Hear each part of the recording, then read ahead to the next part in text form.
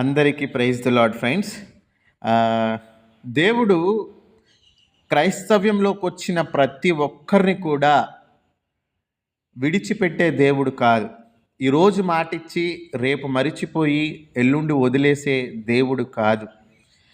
మాటిచ్చాడు అంటే ఎన్ని యుగాలు గడిచినా ఎన్ని తరాలు మారినా ఆ దేవుని మాట ఆ విధంగానే శాసనంగా ఉండిపోతుంది. నేను మీకు ఒక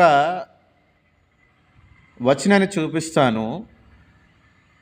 2వ దినవృత్తాంతములు 7వ అధ్యాయము 14వ వచనం ఒకసారి మనము గమనించగలిగితే మనకి క్లియర్గా అర్థమవుద్ది.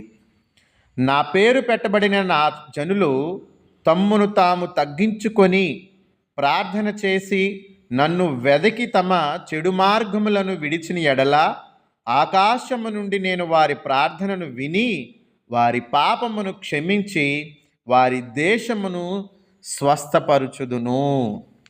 దేవుడు మనల్ని ఏదో భారమైన పనులు చేయమంటలేదు.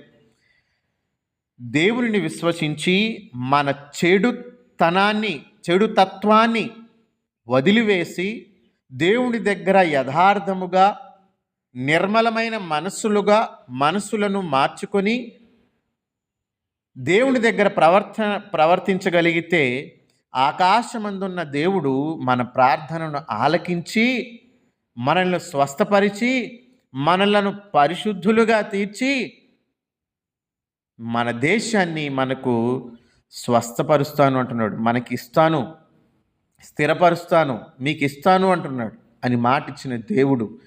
ఎన్ని తరాలు మారినా ఎన్ని యుగాలు మారినా దేవుని మాట తప్పనివాడు.